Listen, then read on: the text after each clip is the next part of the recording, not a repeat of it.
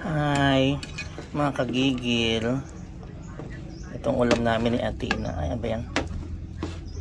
Piprito ako ng kagigil fried chicken.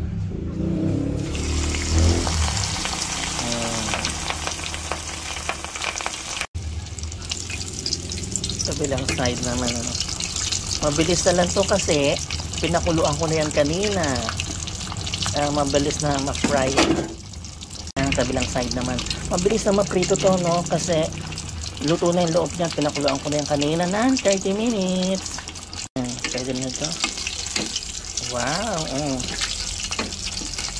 Perfectly cooked.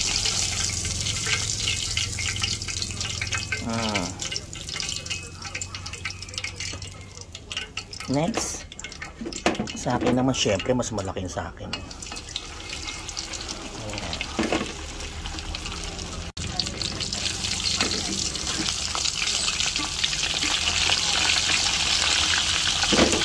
Okay, luto na ating kagigil fried chicken. Ay, it's crispy on the outside and juicy in the inside.